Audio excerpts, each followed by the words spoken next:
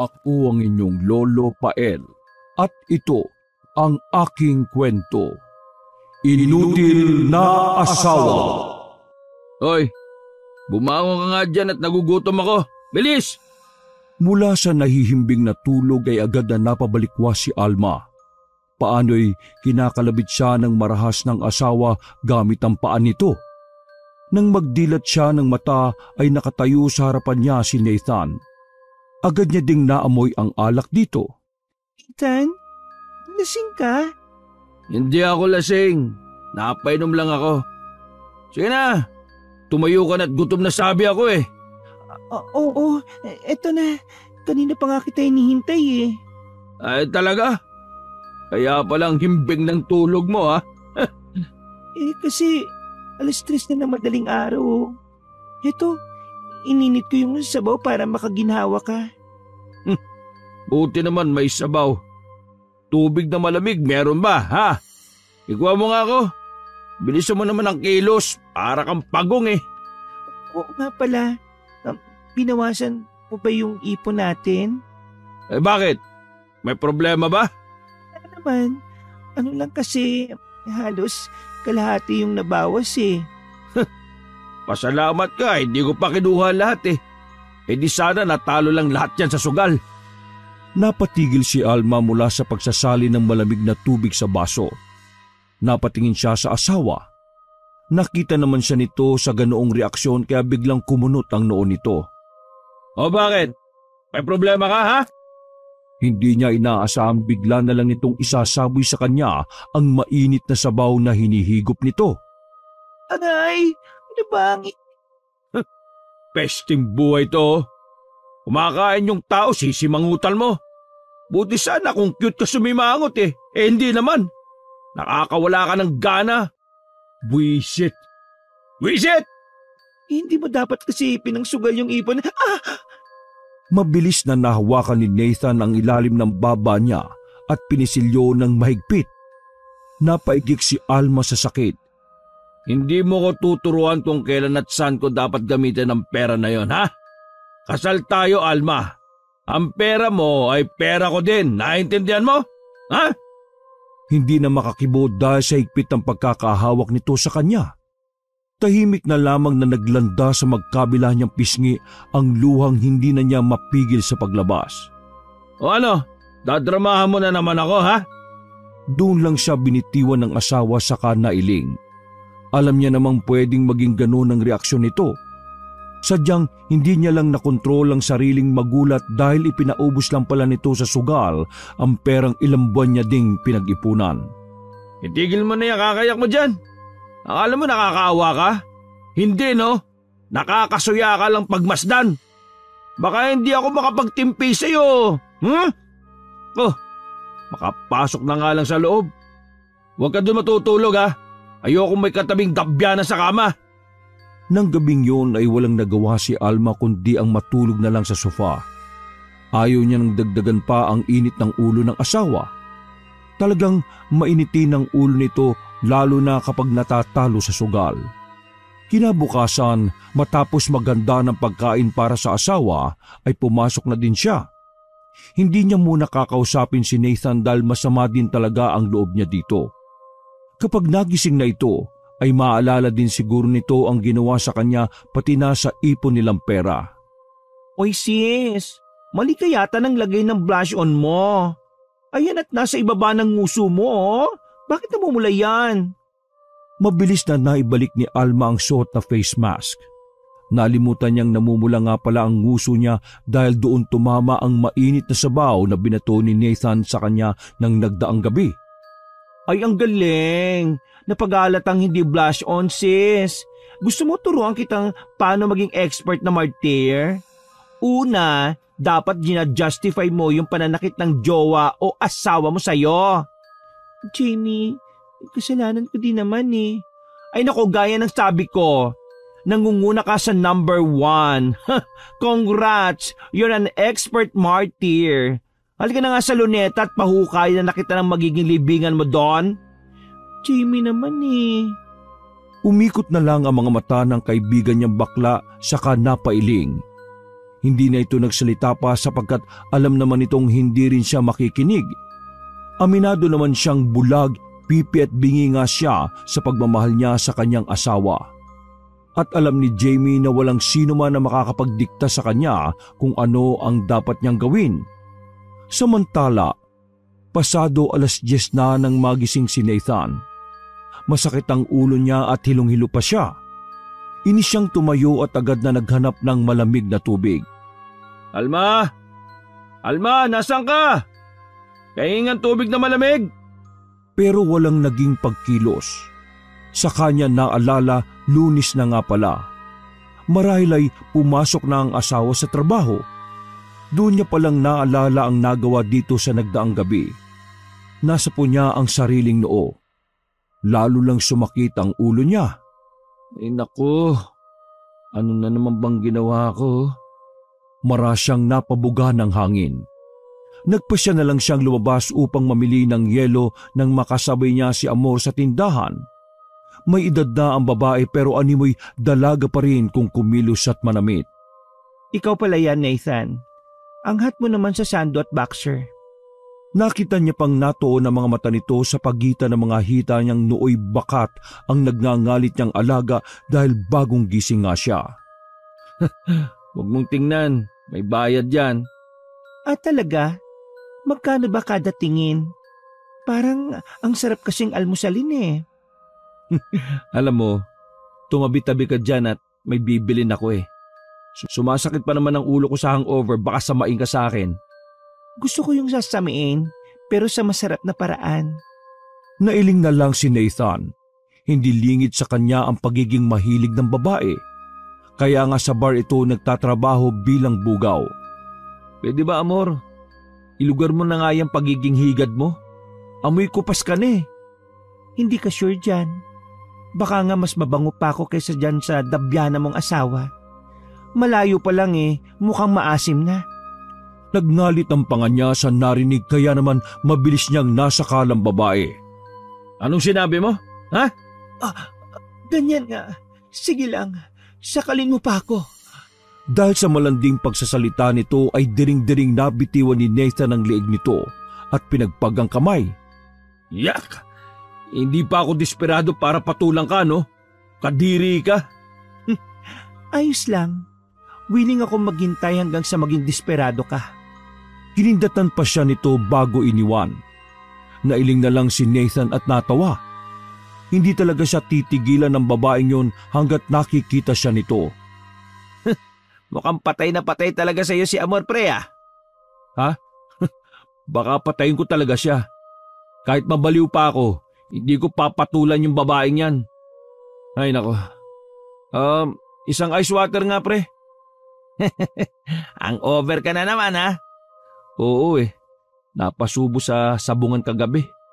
O ano, panalo ba? Yun lang, talo. Napatalo ko nga yung halos kalahati ng ipon namin ni Alma eh. Patay tayo dyan. Ano sabi ni Maring Alma? Hindi siya nakakibo. Paniguradong masama na naman ang loob ng asawa niya sa kanya. Hindi bale, madali lang namang amuin si Alma. Mamaya ay plano niyang babawi na lang dito at hihingi ng tawad. Oo nga pala pre. Kumusta yung pag-apply mo sa ibang bansa? Yun, antay na lang ako ng visa ko pre. Baka next month makalipad na din ako.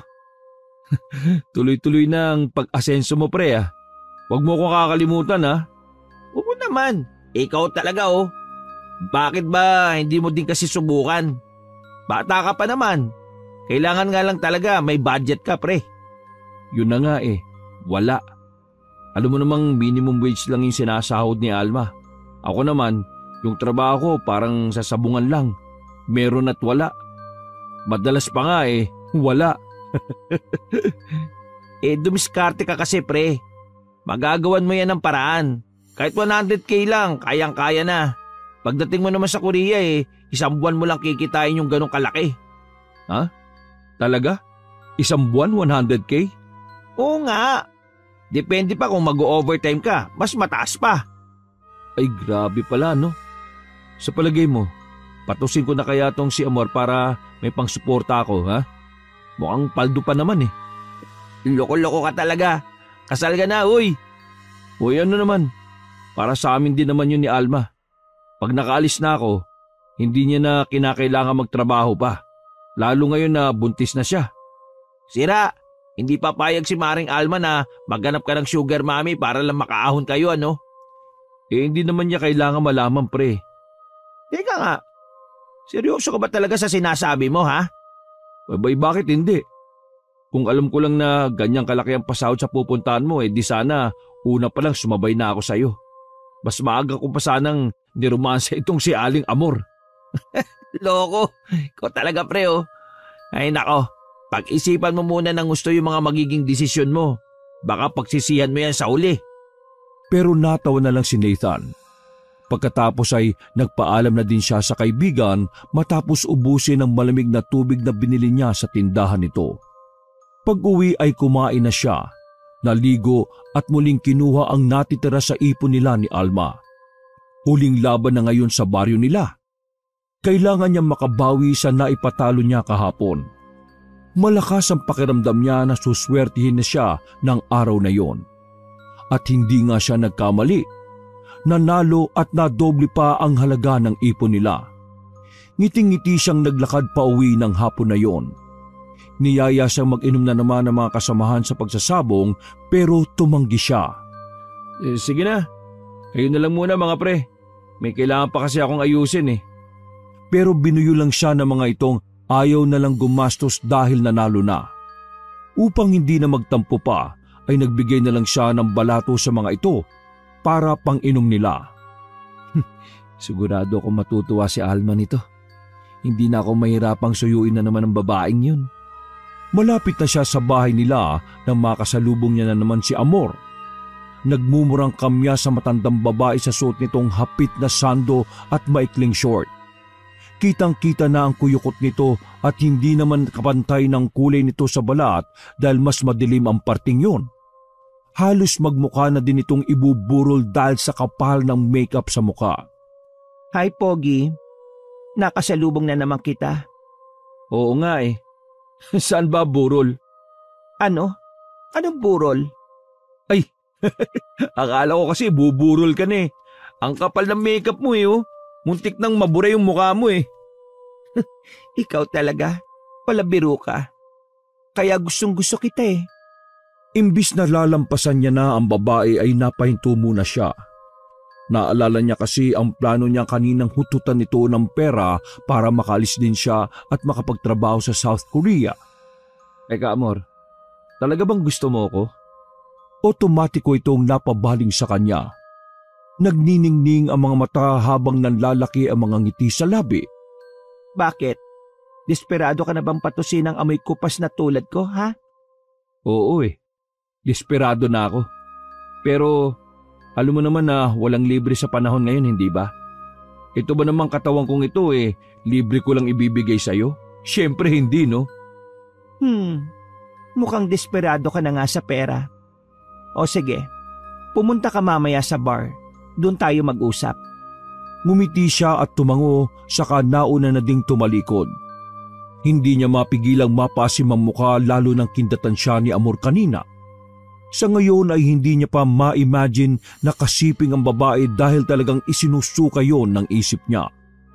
Natulog muna siya at nag-alarm ng cellphone kung anong oras niya dapat sunduin si Alma sa trabaho nito. Parte yon ng panunuyo niya sa asawa. 6:00 nang magising siya. Nagbihis muna siya at nagkape. Nang oras na ay naglakad na lang siya papunta sa barangay kung saan nagtatrabaho ang asawa bilang isang kinder teacher. 7:00 talaga ito umuwi madalas dahil doon na din ito tinatapos sa mga bagay na dapat itong gawin bago umuwi. Alma, kumusta maghapon mo? Oh, teka, may sakit ka ba? Bakit ka naka-mask? Ayos lang ako. Paano? Mauna na ako sa iyo, sis. May sundo ka na naman eh. Ingat ka ha. Ayoko makita bukas na sa ibang parte na naman ng mukha mo nakalagay ang blush on mo. Sige, babu. Ano daw? Anong blush on? Wala yun. Sige na, Jamie. Salamat ha. Bago umalis ay inirapan pa siya ng baklang kaibigan ng asawa niya. Mara siyang napabuntong hininga sa kahinarap si Alma. Hindi talaga siya mapakali sa sinabi ng kaibigan nito. Ano bang sinabi ng baklang yun, Alma? Anong blush on sa... Teka, ano yan? Bakit parang namumula yung muso mo? Yan yung blush on na sinasabi niya. O ano, okay na ba? Ano? Teka nga, sinundo na nga kita, tinatarayan mo pa din ako. Tinatanong kita kung anong nangyari dyan sa nguso mo, kung bakit namumula. Ikaw nga may gawa nito sa akin kagabi, Nathan eh. Nalimutan mo na ba? Ako? Anong ginawa ko? Sinabuyan mo ako ng mainit na sabaw. Hindi mo na naman ba maalala? Napayuko si Nathan. Ang naalala niya lang ay nagkasagutan sila ni Alma, pero hindi niya maalala na nasaktan niya na ito. Ha? Pasensya ka na sa akin, Alma. Sobrang lasing yata ako kagabi kaya nasaktan kita. Sorry talaga. Lagi naman ganun eh. Hayaan mo na. Talaga? Hindi ka nagalit? Ito nga pala nanalo kanina sa sabong. Naibalik ko na yung naipon natin. Dumobli pa. Pero hindi niya nakita ang tuwa sa asawa. Sa halip ay malungkot pa nitong tiningnan ng hawak niyang pera na pinapakita niya dito. Oh, hindi ka ba natutuwa? Sana sa susunod, wag mo nalang pakialaman yung ipon natin. Kung hindi ko yung ginawang puhunan uli, di hindi sana yan dodoble.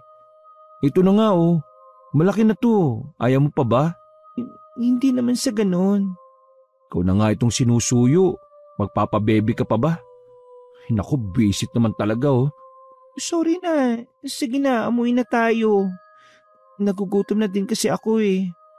Yun nga yayayain pa nga sana kitang kumain sa labas. Pero wag na. Nasira na ang gabi ko.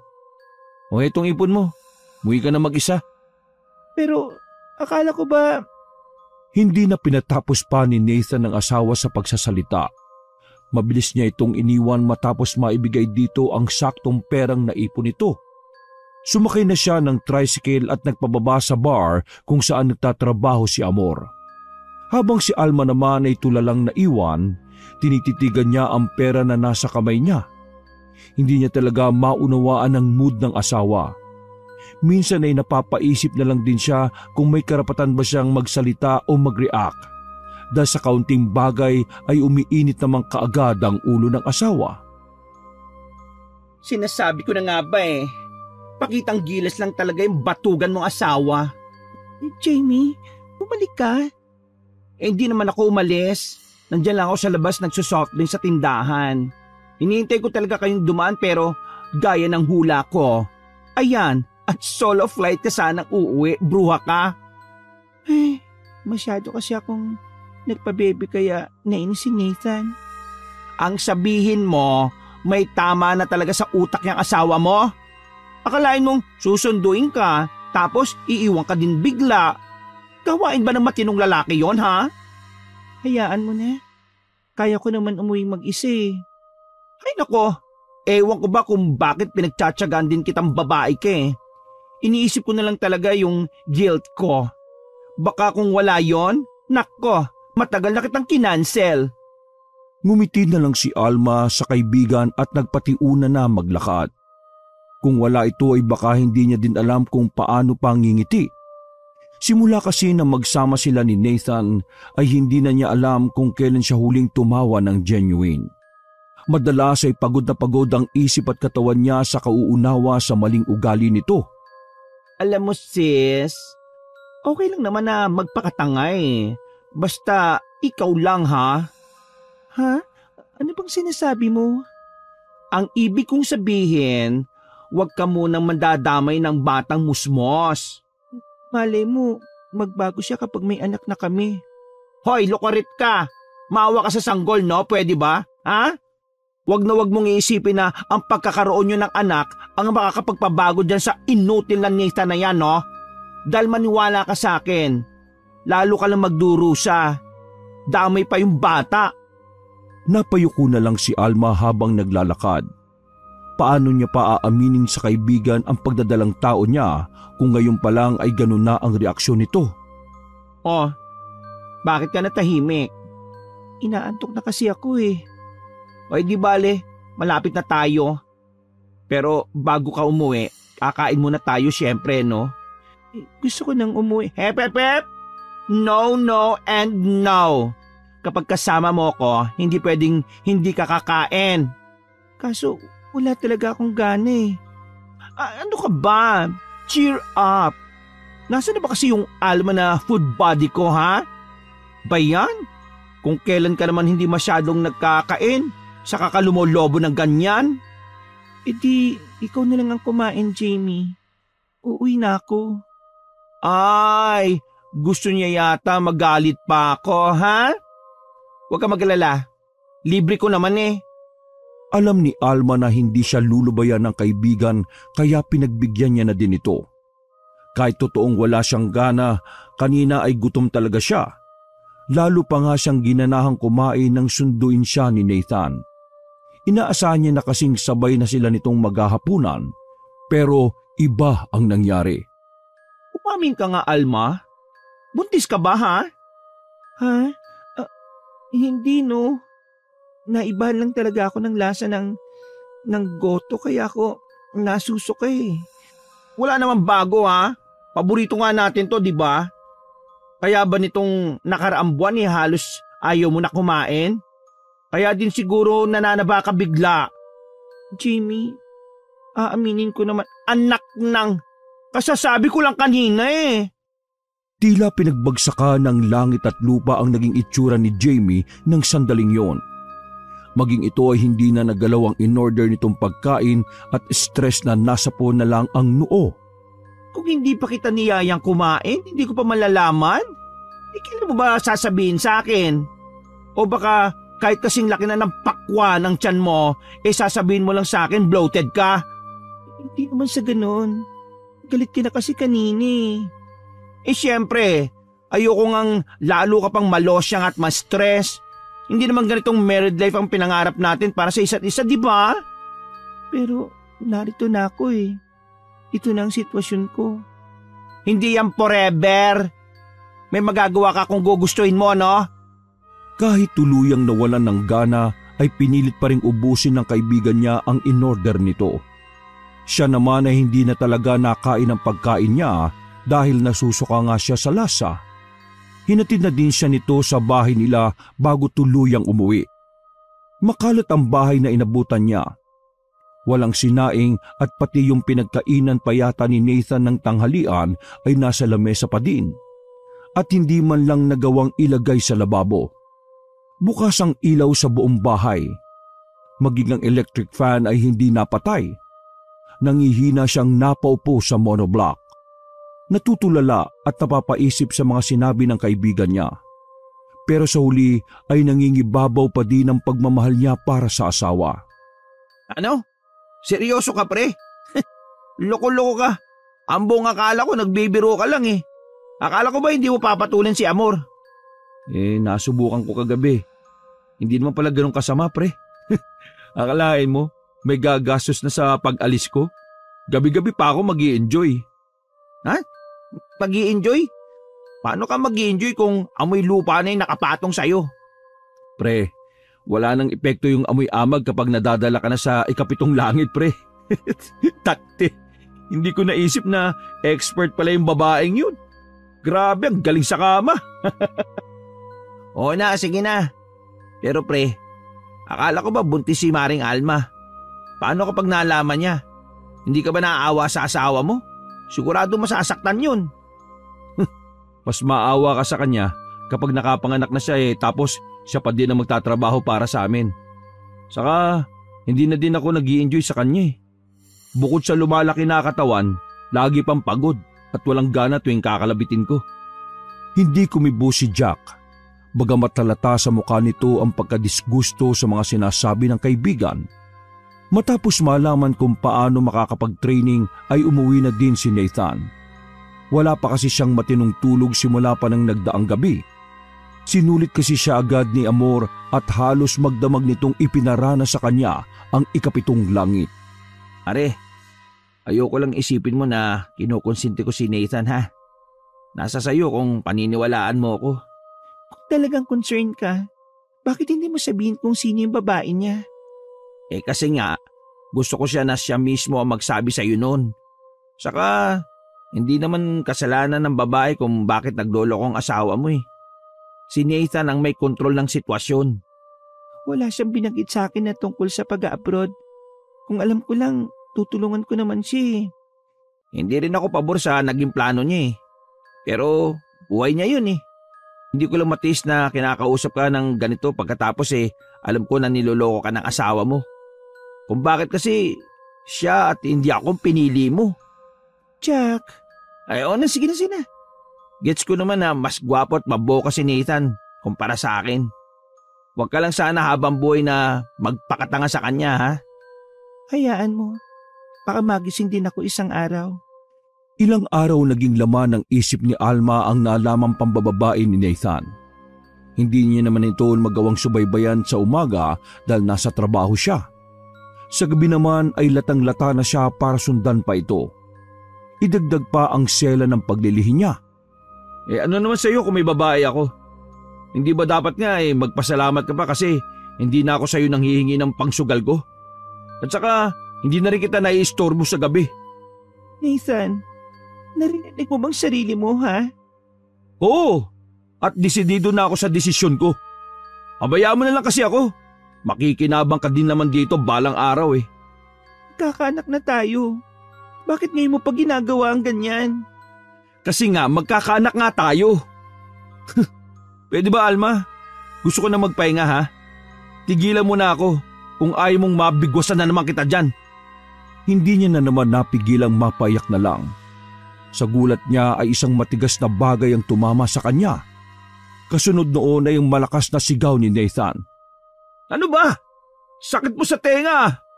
Baka layas na nga lang. Sa ibang bahay na nga lang ako matutulog. Wag ka umalis. Hindi na ako mag-iingay.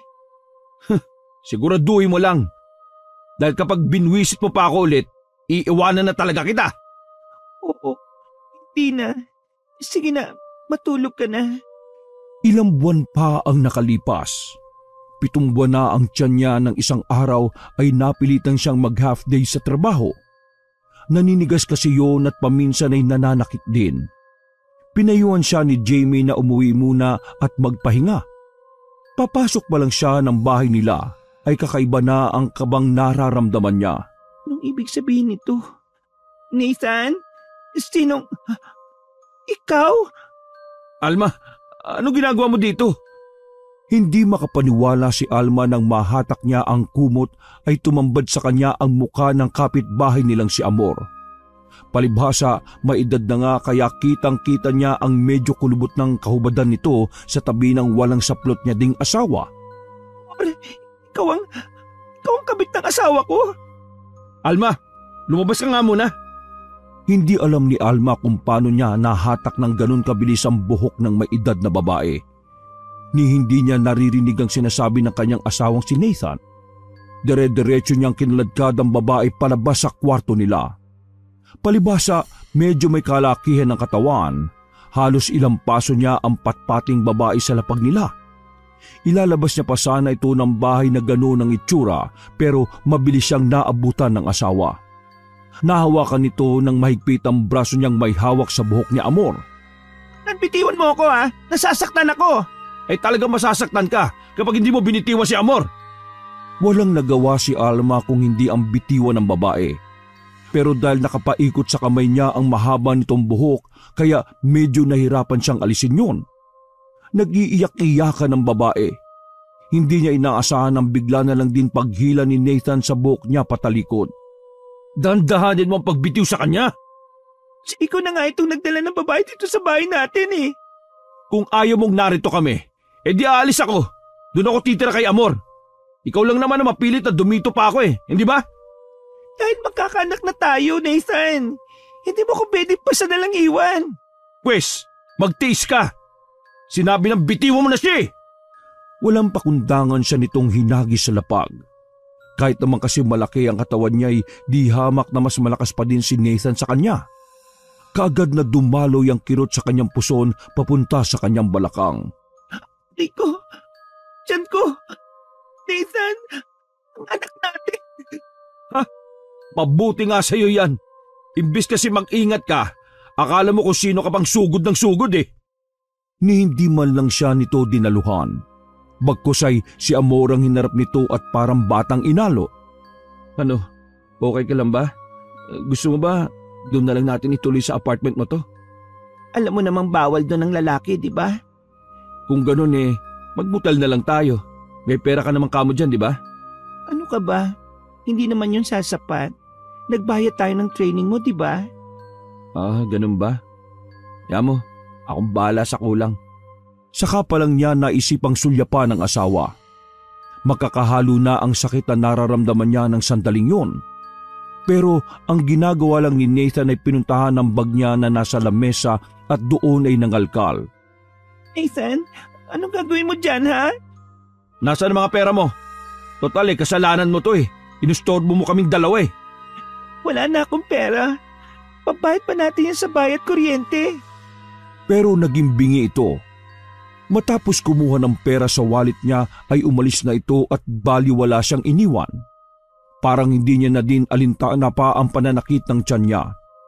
Mas masakit ang nakita niya kanina.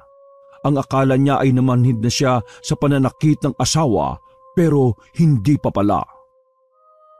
Parang hindi naman yata tama yung ginawa mo, pre. Natanggap niya na ngang may babae ka. Pagkatapos ngayon ititira mo pa sa bahay niyo. Ano yun? Dalawa silang aasawain mo? Halos hindi rin naman sila nagkikita talaga eh. Yung oras na nasa bahay yung isa, wala naman palagi yung isa, nasa trabaho. Kumbaga, may pang umaga, may pang gabi. Siguro magkikita man sila, mga linggo na. Grabe, wala na talaga ako masabi sa'yo, pre. Kakaiba ka. Ako pa ba, pre? Takot lang na mga babaeng yan mawala ako sa buhay nila. Samantala, sa eskwelahan ay halos sabunutan na ni Jamie si Alma sa mga ipinagtapat nito sa kanya. Ano pasok diyan sa kukote mo? At hindi mo magawang iwanan yung hambog na yon? At nakipag-deal ka pa nga? Aba, dinaig mo pa ang 3 paring martira. Namatay ang mga yon na may prinsipyo at dignidad. Samantalang ikaw, hindi mo lang tinanggalan ng ulo yung sarili mo. Inalisan mo pa pati respeto. Ano ka ba? Hindi sumagot si Alma. Aminado siyang naririnig niya ang kaibigan at tama ito sa lahat ng sinasabi nito. Pero maging siya ay hindi maunawaan ng sarili niya. Pakiramdam niya kasi ay hindi niya kakayanin kung iiwanan siya ni Nathan. Lalong kawawa naman ang magiging anak nila kapag lumaki itong walang makakagisnang ama. Kung iniisip mo yung magiging anak mo, pues ako, nandito naman ako. Bakla lang, pero lalaki pa din, no? Pwede akong tumayong ama niyan. Huwag mo nang idamay pa ang sarili mo sa gusot na pinasok ko, Jamie. Anong huwag mo idamay? Damay-damay na to, no? Isusubo ko na nga sa'yo yung napakaraming option pero yung sarili mo pa din ang sinusunod mo eh. Ay nako, bahala ka na nga sa buhay mo. Total, ginusto mo yan at hindi mo din naman ako pinakikinggan. Abay pagtiisan mo yan. At gano'n na nga ang nangyari. Hanggang sa makapanganak si Alma ay pinagtiisan niya na makasama sa iisang bubong ang asawang lalaki at ang kabit nitong doble pang edad sa kanya. Sa kabilang dako, kakaiba naman ang nararamdamang tiwala ni Nathan sa kanyang sarili. Maliman sa paningin ng iba, proud siya na may 2 babaeng nagkakandara pa sa kanya at halos magpaligsahan pa kung paano siya mapapasaya. Ay nako, may masamang hangin na naman sa paligid. Pakibilisan mo ngang ibigay sa akin yung mga pinamili ko, Jack. Baka saniban ako ng kademonyohan eh, may masakal akong hambog dito. Ano problema mo bakla ka ha? Ako bang pinariringgan mo? Bakit? Tinatamaan ka? Malamang, may iba pa bang tao dito bukod sa akin at sa'yo? Ay buti naman tinatablan ka pa pala. Kala ko kasi, pati mukha mo, kinalyo na sa kakapalan. Ano ba problema mo ha? Bakit ang init ng ulo mo sa akin? Trip mo ako? Aga-aga dinadaig mo pa yung tunay na babae sa pagiging talakera. Baka akala mo, babae ka ha? May lawit ka pa din, oy! Oo, may lawit ako't bayag. Pero kahit binabae ako, mas lalaki pa din ako sa'yo kung pagiging lalaki lang din ang pag-uusapan. Pagrespeto sa ibang tao at dignidad bilang lalaki. Ano, meron ka ba noon, ha? Pre, hayaan mo na. Baka may regla lang tong si Jamie kaya ganyan. Ang sabihin mo, naiinggit ka lang kasi hindi ikaw ang kinabit ko. Bakit? Pwede naman Sabihan mo lang ako. Hindi yung kung ano-ano pang strategy ginagawa mo para lang mapansin kita. Ito, hindi ako pumapatol sa lalaking may sakit na katam at palamunin lang naman ng mga babae. Nakakadiri ka, no? Doon na tuluyang hindi nakapagtimpi si Nathan. Mabilis na umigkas ang kamao niya at tumama yon sa mukha ni Jamie. Baklaman kung kumilos ay malaki din naman ang katawan ni Jamie. Hindi to nagpatalo sa kanya at nakipagsabayan din ng suntukan. Palitan sila ng tama sa mukha at iba't ibang bahagi ng katawan. Hindi naman sinubukang umawat ni Jack. Sa halip ay pinanood lang sila nito kasama ng ilang usiserong mga kapitbahay. Napakayabang ng baklang yun Kala mo kung sino? Hayaan mo na. Mas malala naman ang tama niya eh. Sa susunod, babasagin ko pa talaga yung mukha nun. Hoy ikaw Alma, bakit ba galit na galit sa akin yung baklang yun Siguro kung ano-anong paninirang kinukwento mo sa kanya tungkol sa akin. Hindi ko kailangan magkwento. Nakikita naman ang lahat ng ginagawa mo eh. Sa oras na malaman kung sinisiraan mo ko, sisiguraduhin ko sa'yo mawawalan ng tatay ang anak mo. Gaya ng dati na nahimik na lamang si Alma. Manhid na siya sa mga pananalita ng asawa. Nakasanayan niya na din ang tanawin sa loob ng bahay nila. Kaya ang nagmumukhang outcast at sina Amor at Nathan ang parang tunay na mag-asawa. Alam mo, hindi na kita makilala, sis. Bakit mo naman pinababayaan na ganyan ang sarili mo, Hayaan mo, makakabawi din ako sa sarili ko. Ay nako, hindi mo magagawa yun hanggat nakikisama ka sa asungot mong asawa, no? Teka, kailan nga pala yung binyag nitong inaanak ko? Napakagandang bata pa naman ito. Kamukhang kamukha ko. Hindi ko pa alam eh. Baka kapag nakabalik na ako sa pagtuturo. Pati ba naman sa pagpapabinyag? Kailangan ikaw pa din? Anong silbi ng asawa mo? Ano siya? Sperm donor lang? Mabuti pa. Ibenta niya na lang kamo yung katas niya para may pakinabang naman siya. Hindi yung pinandididilig niya nga sa amoy lupa naman.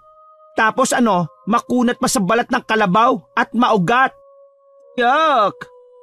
Sabay na lang silang nagkatawa ng magkaibigan. Hapon na noon at hinatid ni Nathan ang kabit nito sa kabaret kaya silang dalawa lang ng baby niya ang inabutan doon ng kaibigan.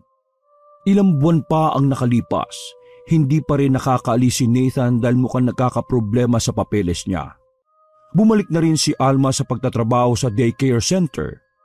Pumayag naman si Nathan na siya na ang titingin-tingin na nooy 6 na buwan na nilang anak.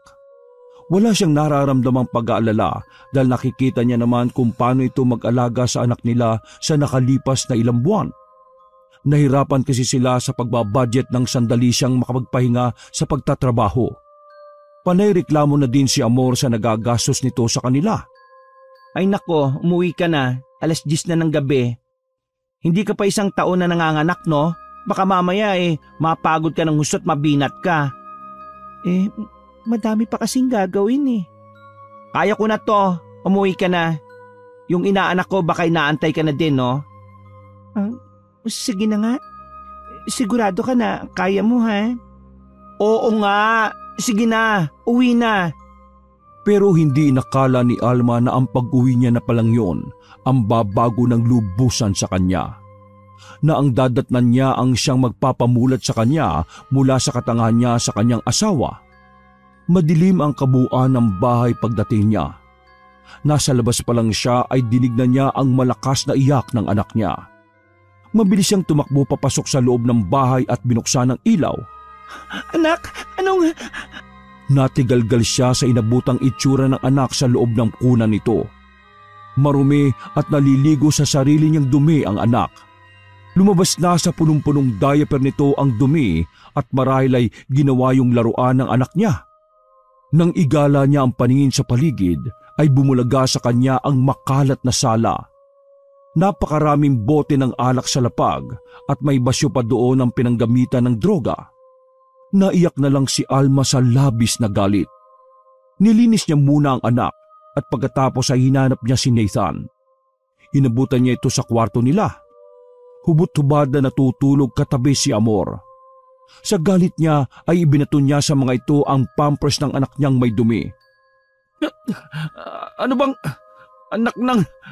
Alma! Ano ba to? Diaper na may tae? Ayos na kayo dito ng kabit mo, Nathan. Bukas pagbalik ko, dapat wala na kayo rito. Nang gabing yun ay umalis na si Alma kasama ang anak niya. Bumalik siya sa daycare center. Inabutan niya doon si Jamie na gumagawa pa din ng mga dekorasyon na gagamitin para sa moving up ng mga estudyante nila. Alma! Anong... Diyos ko naman, sinugod mo ba sa hamog ang inaanak ko, ha? Doon palang tuluyang napahagulgol si Alma.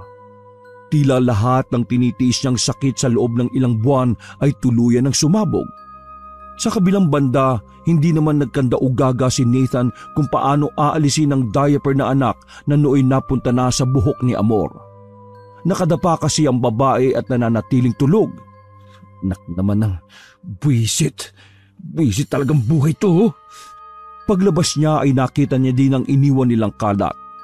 Nadaanan niya din papuntang banyo ang kunan ng kanyang anak na tadtad ng dumi nito. Marin siyang napapikit habang nai-imagine kung ano ang nagtulak sa asawa para magalit ng ganon. Bakit nawala sa isip ko yung anak ko?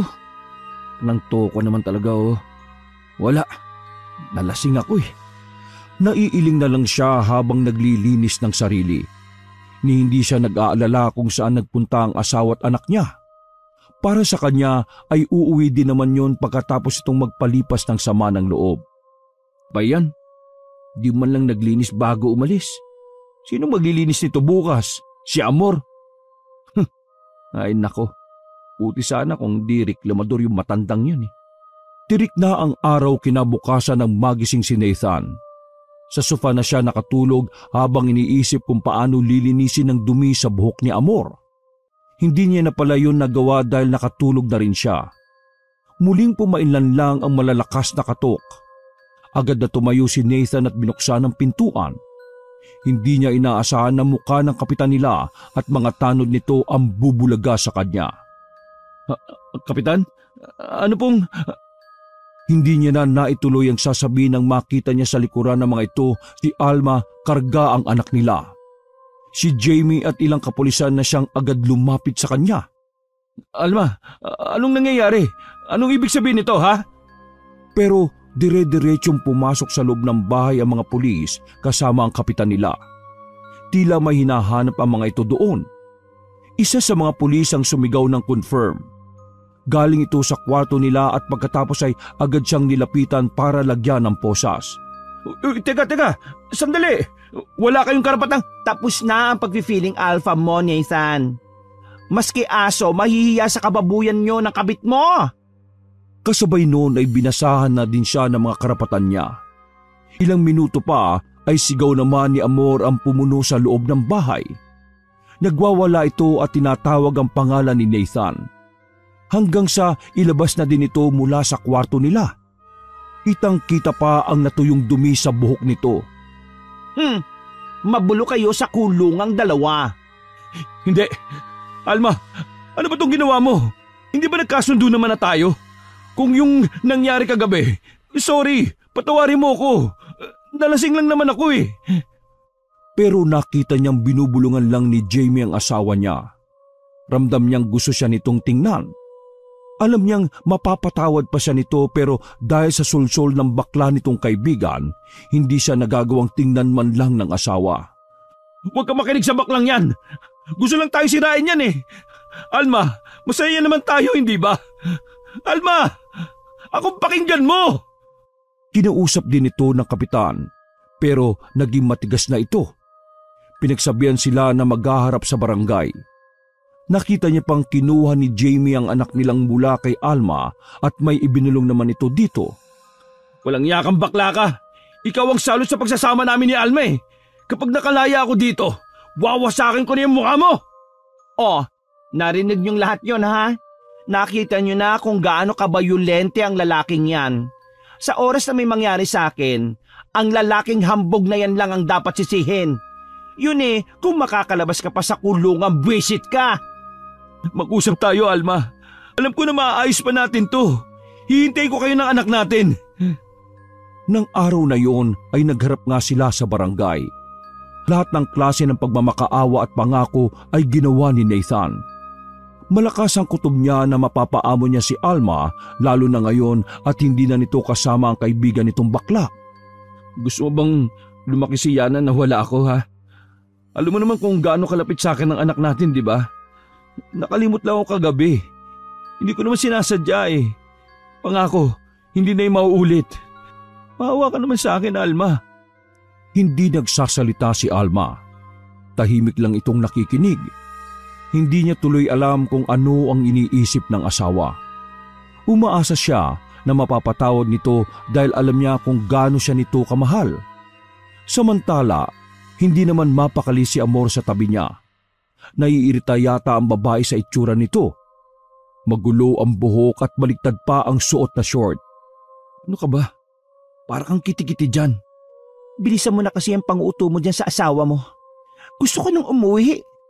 Maghintay ka nga. Kung hindi naman dahil sa katakawan mo sa alak, hindi tayo mapupunta sa ganitong sitwasyon eh. Sabay pa silang napatingin kay Alma na magsalita ito. Bakas ang kaseryosohan sa boses ng kanyang asawa. Ni walang emosyon ang mukha nito. Hindi alam ni Nathan pero kinakabahan siya sa paraan ng pagkakatitig nito sa kanilang dalawa ni Amor. Sige, iuurong ko na ang kaso. Nangunot ang noon niya. Pagkatapos kasi noon ay hindi na ito nagsalita pa. Lihim siyang nagdiwang. Hindi nga siya nagkamali. Naudukan lang talaga ng Jamie na yon ang asawa niya kaya nagawa siya nitong ipabarangay. Talaga? Ay, ang ibig kong sabihin salamat. Hindi ka magsisisi. Pangako, babawi ako sa inyo ng anak natin.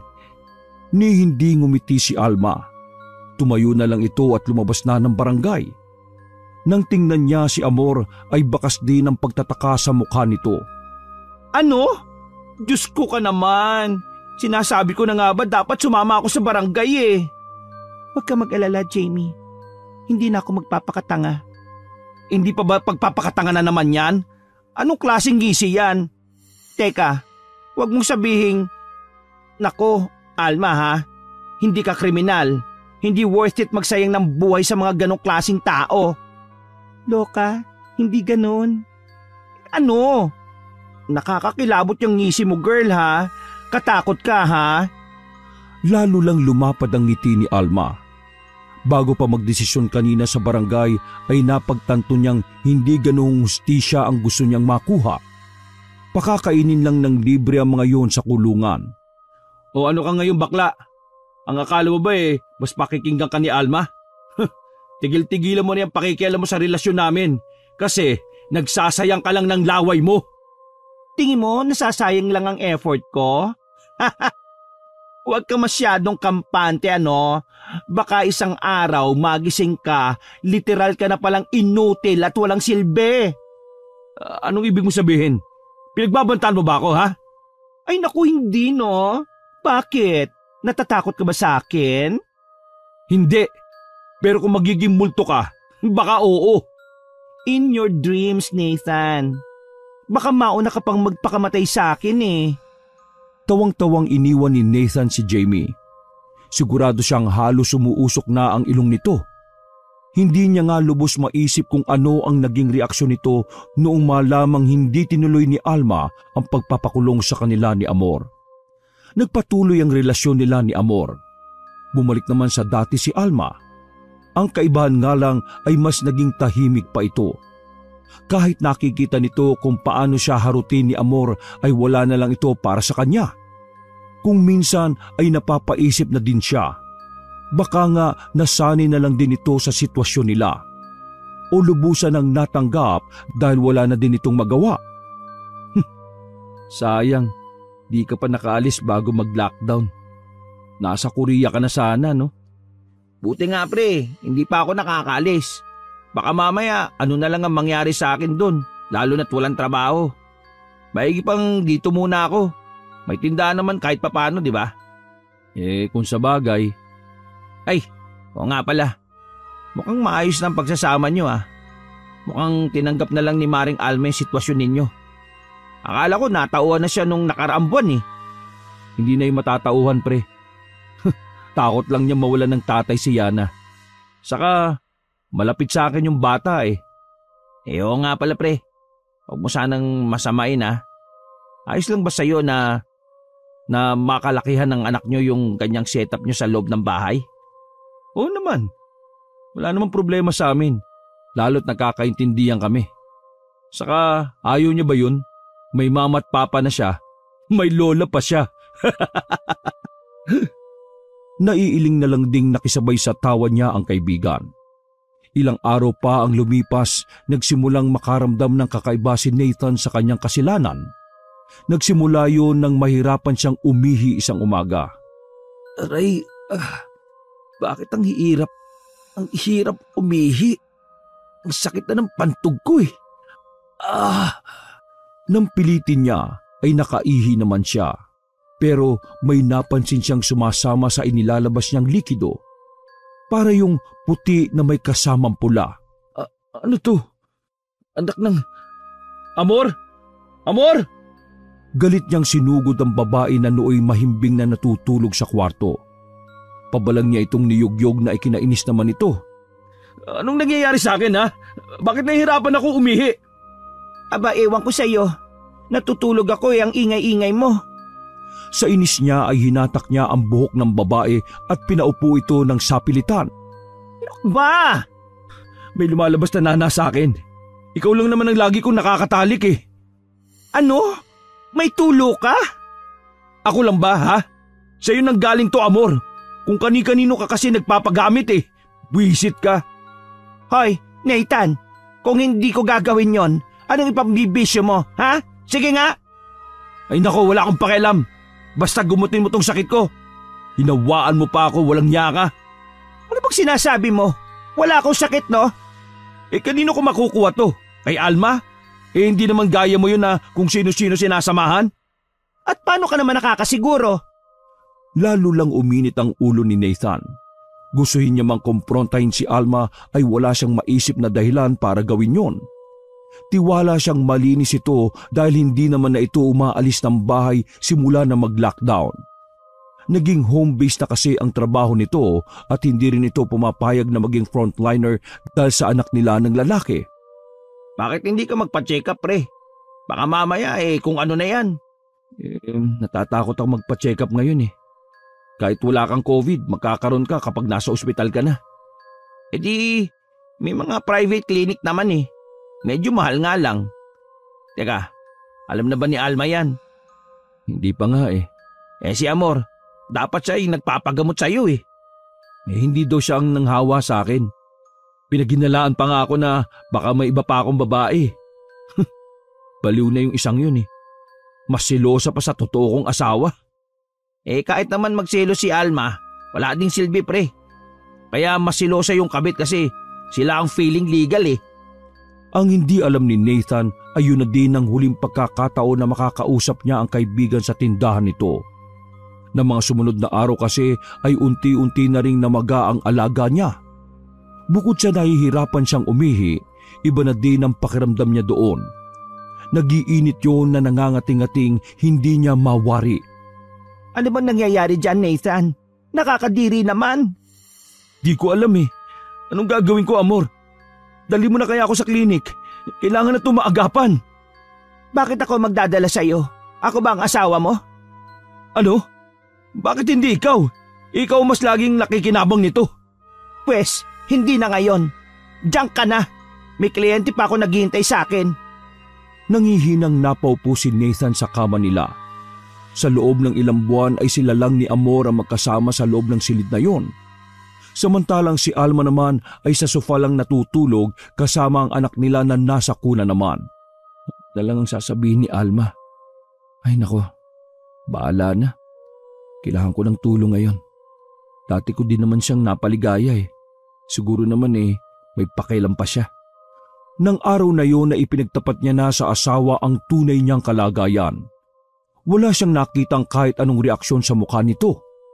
Nakatungod lang ito at nakikinig. Hindi rin ito nag-alinlangang sumang-ayon sa kanya nang sabihin niyang kailangan niya magpa-check up. Sige, sa sahod ko magpapa-check up ka. Talaga? Naku, maraming salamat Alma. Hindi na kumibo ulit si Alma. Sa halip ay bumalik na ito sa mga ginagawa nito. Sa unang pagkakataon ay may kung anong kirot siyang naramdaman sa dibdib. Napagmasdan niya kung paano asikasuhin ng asawa ang kanilang bahay. Ganon din ang anak nila habang nagtatrabaho ito. Ngunit bago pa man siya tuluyang talunin ng konsensya, ay bumalik na siya ulit sa higaan niya at nagpahinga. Ano? Iiwan mo na ako? Pero paano ipinangako mo sa akin na ikaw ang sasagot sa lahat ng pag-alis ko? Hindi ka na makakaalis. May virus na. Matatapos din yan. Tuparin mo ipinangako mo, Amor. Ayoko na nga eh. Bakit ba? Wala ka na rin namang silbi sa akin ngayon. Nga hindi ka na nga makatayo eh. Inutil. Anong sabi mo? Bakit? Hindi ba totoo? Inutil ka naman talaga. Walang silbi. Ay nako, makaalis na nga. Hoy, Amor! Bumalik ka dito! Bayaran mo ako sa lahat ng pagpapaligaya ko sa'yo! Ayop kang matanda ka! Kahit amoy lupa ka, pinagtiisang kita! Hoy! Bumalik ka dito! Pero nginisian lang siya nito at saka tuluyan ng iniwan. Dala ni Amor ang lahat ng damit nito. Ultimo electric fan na binili nito noon ay binitbit nito. Alam niyang rinig na rinig lahat ni Alma ang naging sigawan nila. Inakala niyang papasukin siya ng asawa para pakalmahin, pero hindi yun nangyari. Inis siyang nagsisisigaw. Hindi niya akalain na sa ganitong kalagayan pa siya iiwanan ni Amor. Ang buong akala niya noon ay susuportahan siya nito sa lahat ng pangangailangan niya financially. Niya ka, Amor. Hindi pa tayo tapos. Kung inaakala mong matatakasan mo ko, nagkakamali ka. Simula nang umalis si Amor ay si Alma na ang walang sawang nag-aasikaso sa kanya. Pinagsasabay nito ang pagiging ina, asawa sa kanya, at guro sa mga batang tinuturuan nito online. Ano ho? Infection lang? Sigurado po ba kayo, Dok? Ang laki na kasi ng pamamaga niya at nahihirapan na din talaga ako umihi. Sobrang sakit.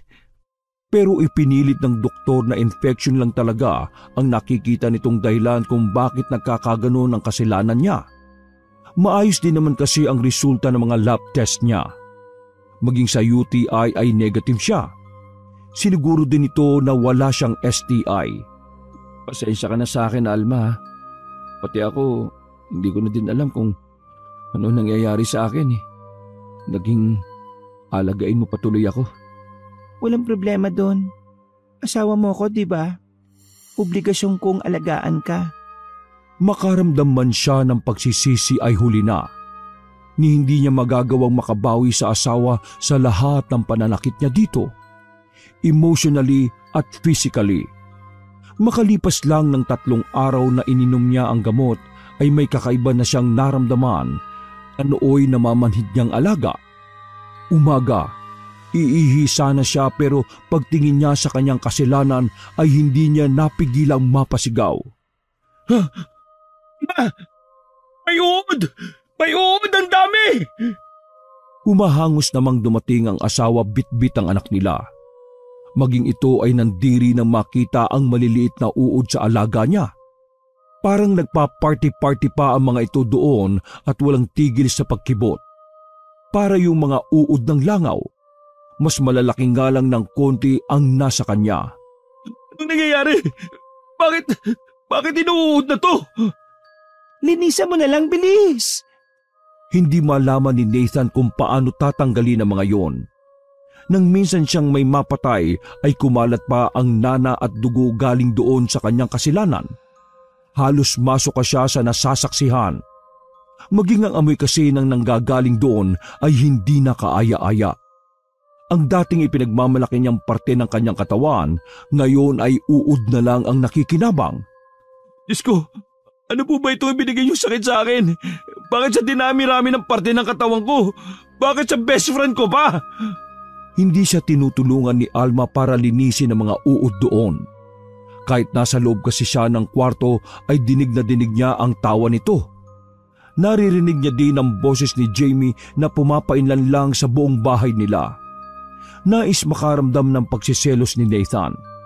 Dati kasi ay siya ang madalas na dahilan ng malakas na tawa ng kanyang asawa. Ngayon ay hindi ito ngumingiti kapag kaharap siya. Para lang itong isang robot na nag-aasikaso sa kanya. Hindi ito natulog sa higaan nila katabi niya kahit nung wala na si Amor. O pre, kumusta ka na? Nangangayayat ka yata ng husto ah. Eto, hindi pa rin mabuti ang lagay. Mabuti naman at nabisita mo ako. Ilang linggo na kasi kitang hindi nakikitang lumalabas eh. Oo nga pre, wala nang lakas eh. Inubos na ng sakit na to yung natitirang muscle sa katawan ko. Ang totoo, masyado akong pinapahirapan ng sakit ko eh. Pare, imbis na gumaling ako dun sa mga gamot at antibiotic na binigay sa akin, parang lumalala pa ang lagay ko eh. Nahihirapan na nga ako. Parang gusto ko nang sumuko. Pre, pagsubok lang yan. Maswerte ka at isang tulad ni Almang napangasawa mo. Inaalagaan ka at inuunawa. Sa kabila ng lahat hindi ka nagawang iwanan ito. Di tulad nung Amor na yun. Nang tingnan ni Nathan ang asawa na nooy masayang nakikipaglaro sa kanilang anak, ay hindi niya mapigilang mapaluha. Tama ka.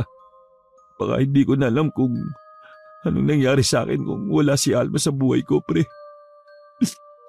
Oh, huwag ka sanang magagalit sa akin, pre Pero, alam mo, pakiramdam ko, ito na din marahil yung plano ng Diyos para bigyan ka ng dala at mamulat ang mata mo sa mga maling ginagawa mo sa mag-ina mo. Hindi nakakibo si Nathan. Napayuko siya ng ulo at nahiya. Yun din kasi ang pakiramdam niya. Baka nga karma niya yun sa lahat ng pasakit na dinulot niya kay Alma. Ang babaeng walang ibang ginawa kundi ang unawain siya, mahalin at pagbigyan sa mga kapritsyo niya. Sana gumaling pa ako. Hindi na ako mangangako pero isinusumpa ko. Magiging deserve ako ng mag-ina ko, pre. Kinapik siya ni Nathan sa balikat. Maging ito ay napangiti na din sa kanya at tumango. Tama yan, pre. Naniniwala ako nagagaling ka pa. Basta't huwag ka makakalimot magdasal ha. Kasama ka sa panalangin ko na sana maging maayos na ang lahat sa buhay mo. Napatango na lang si Nathan. Gabi-gabi niya ding dasal yun ngayon. Nakipagdil pa nga siya sa Diyos. Napagalingin lang siya nito, iaalay niya na ang buong buhay niya sa pamilya nila ni Alma. Magsisikap na siya para paunlarin ang buhay nila at ipaparana sa asawa ang maalwan na buhay. Isang araw, isang binatang lalaki ang naging panauhin nila. Wala noon si Alma dahil namalengke ito, kaya naman siya ang humarap sa lalaki. Dahil na din siguro sa kalagayan kaya kung ano-ano na lang ang iniisip niya. Inakala niya na baka kabit ito ni Alma. 21 lang kasi ang asawa. Mukhang hindi naman nalalayo sa edad nito ang bisita nila ng mga sandaling yon. At hindi niya maitatangging may itsura ang lalaki at di hamak na batak ang katawan. Anong kailangan mo sa asawa ko? Kailangan ko po sana siyang personal na makausap, kuya. Bakit nga? Sino ka ba? At bakit kailangan personal pa kayo mag-usap? Sabi mo na lang sa akin kung anong dahilan mo at umalis ka na. Pasensya na po kayo. Si Alma lang po talaga ang sadya ko. Ang tigas din ng mukha mo ano? Hindi ka ba nakakaintindi, ha? Asawa niya ako. Sa akin mo na sabihin at ako na magsasabi sa kanya mamaya. Lalabas na lang po muna ako. Doon ko na lang siya hihintayin. Inis na nagtangis sa mga bagang ni Nathan. Mabuti na lang talaga at hindi siya nakakatayo ng matagal at nakakalakad. Kung hindi ay kanina niya pa sinundan ng lalaki at pilit na pinalaya sa kinaroroonan nito. Yang tinitingin-tingin ng bisit na to. Mukha ba akong kaawa-awa sa paningin niya? Teka nga, kala mo ba hindi ko kaya? Aray, wisit talaga oh. Sa tuwing susubukan niya kasing tumayo ay bigla na lang sisigid ang matinding kirot mula sa kanyang namamagang alaga papunta sa kanyang mga hita at paa. Kainis. Kung putulin na lang kaya kita, wala ka na din namang silbi. Para siyang siraulong kinakausap ang sarili. Mabuti na lang at hindi pa nagigising ang anak niya. Mas mahihirapan kasi siya kapag umiyak ito at nagpakarga. Pinapatulog talaga muna ito ni Alma bago ito umalis para mamalengke. Maya-maya pa ay natanaw niya na ang pagdating ni Alma. Agad itong kinausap ng binatang lalaki. Dahil malayo ay nagkasya na lang siyang tanawin ang mga ito mula sa kinauupuan sa loob ng bahay. Sino ba siya? At bakit hinahawakan pa niya yung kamay ni Alma? Nang tila galit na bawiin ni Alma ang kamay nito, ay nakita niya pang naglumuhod ang lalaki na parang nagmamakaawa. Anak nam, buwisit naman oh. Talagang sa katirikan pa ng araw. Ang kakapal ng muka. Pero mukhang hindi nagpatangay ang asawa niya.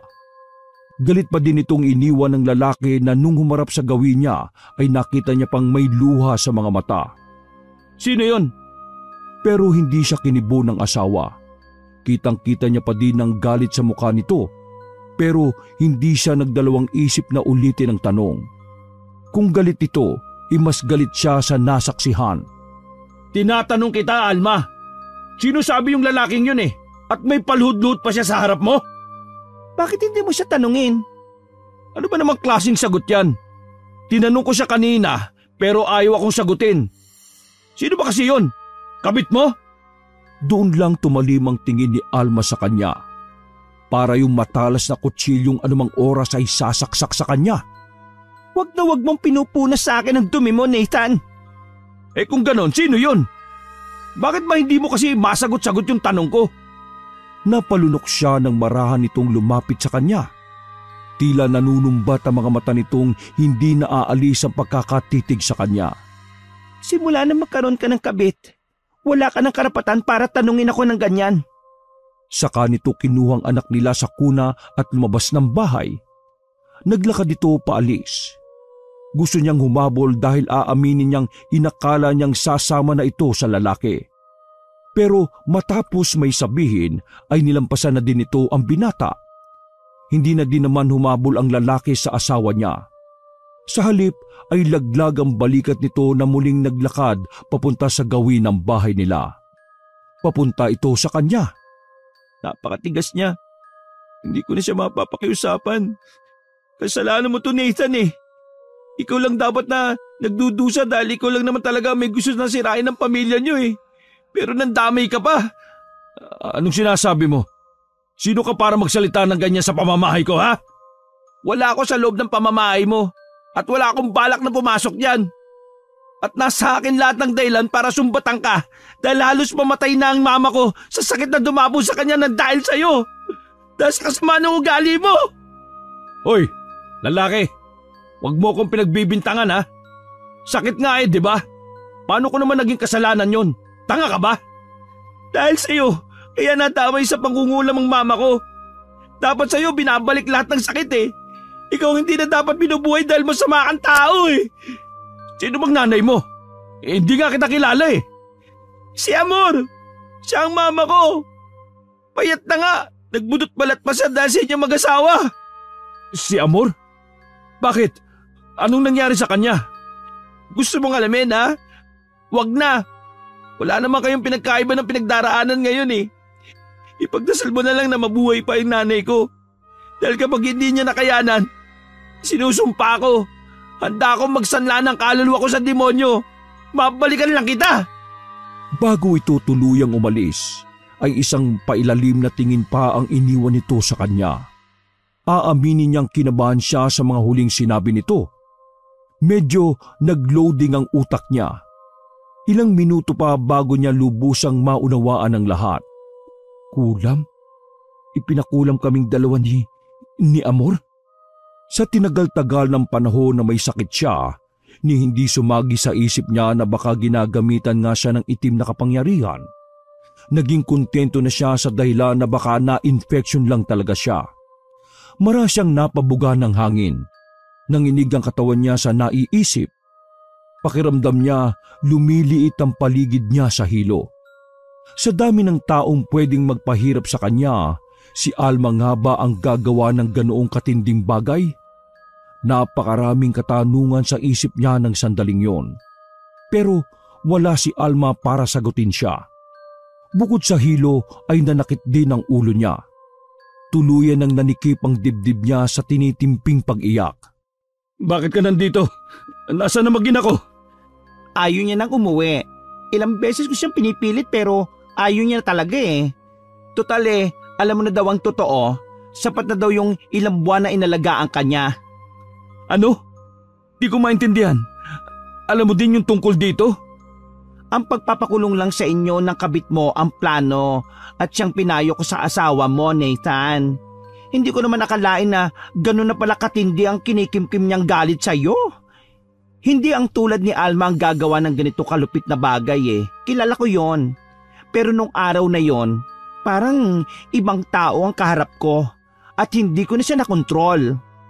Anong ibig mo sabihin? Na totoong pinakulam ako ng sarili kong asawa? Malungkot na tumango si Jamie. Para naman siyang nauupos na kandila sa kumpirmasyon na yun. Hindi niya yun inaasahan. Sa tanang buhay niya, hindi niya naisip na gagawin yun ni Alma sa kanya. Sa totoo lang hindi ko masisisi si Alma eh. Nasaksihan ko kung paano siya masaktan ng paulit-ulit ng dahil sa iyo. Pero aaminin kong galit ako sa ginawa niyang to dahil parang isinanla niya na din ang sarili niya sa demonyo. Mali na pinasa niya sa itim na kapangyarihan ang hustisya para sa panggagago niyo sa kanya, no? Hindi na siya nakaimik. Hindi niya din alam kung ano ang mararamdaman niya. Hinayaan niya si Jamie na kuhain ng ilang gamit ng mag-ina niya. Siguro nga yun talaga ang nararapat para sa gagong tulad niya. Siya ang nagtulak kay Alma para magdesisyon ng ganong katinding bagay.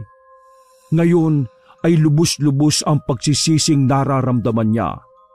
Palabas na sana ng pintuan si Jamie nang magkaroon siya ng lakas magsalita. Pwede bang pakisabi kay Alma, patawad?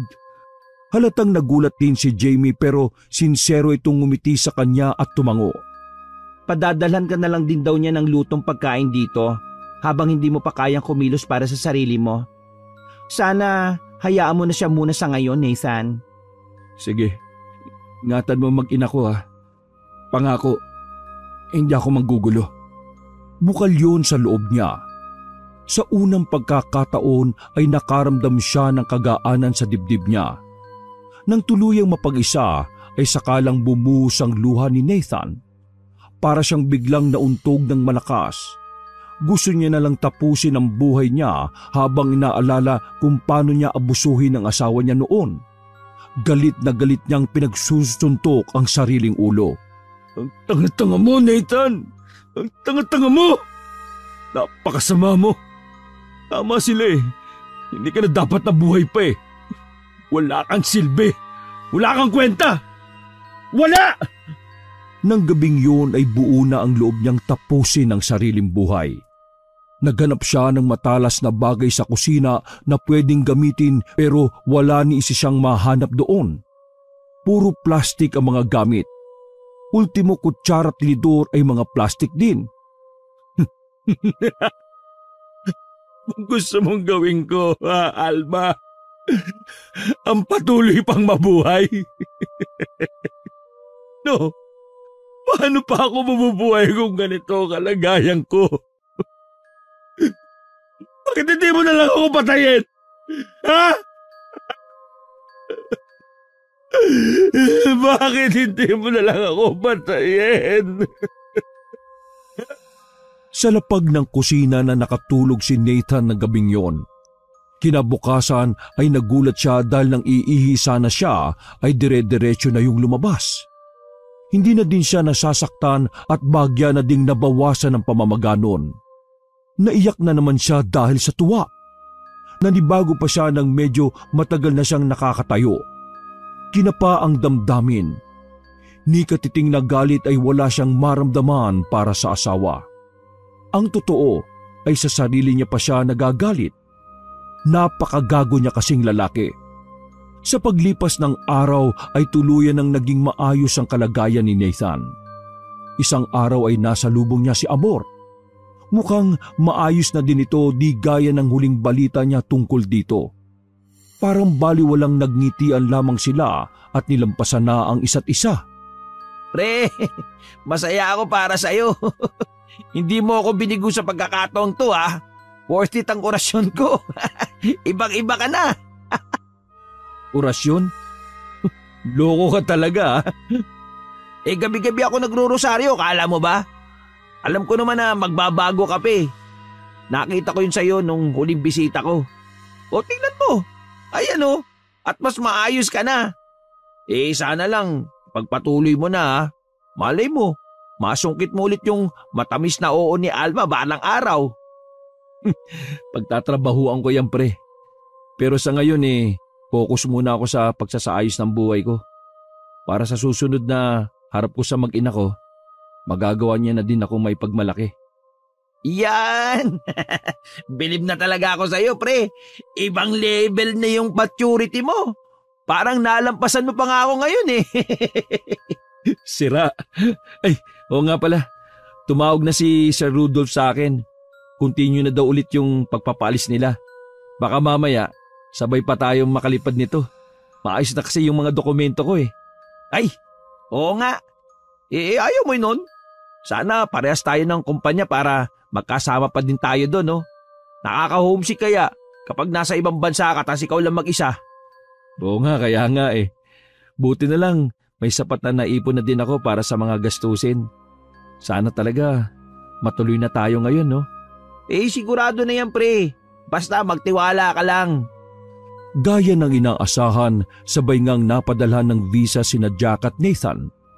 Parang destiny din na iisang kumpanya sila nakapasok.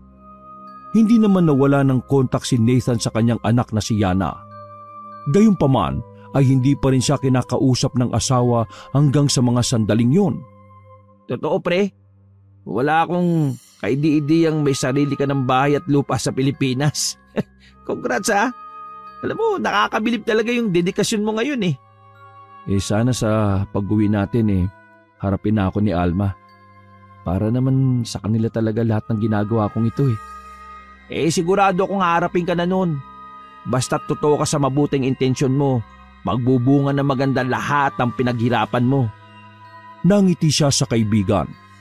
Sa loob ng 2 taon ay wala siyang ibang inspirasyon kundi ang kanyang mag-ina. Isang beses niya ding sinubukang kausapin si Alma pero bigo siyang makausap ito. Lahat ng messages niya ay sinisinlang pero hindi nare-replyan. Nang kasunod na buwan ay sabay din silang umuwi sa Pilipinas ni Jack. Habang nagpaiwan si Jack sa Manila para i-meet ang nakilala nitong babae online, siya naman ay dumiretso kung nasaan si Alma. Hanggang sa mga panahong yun ay kasama pa din ito si Jamie sa bahay. Nathan, hindi ko nasaklaw ang pag-iisip ng kaibigan ko. Alam mo naman kahit noong magkarelasyon kayo hindi nakikinig sa akin yan, di ba? Kaya nga sana tulungan mo na lang ako.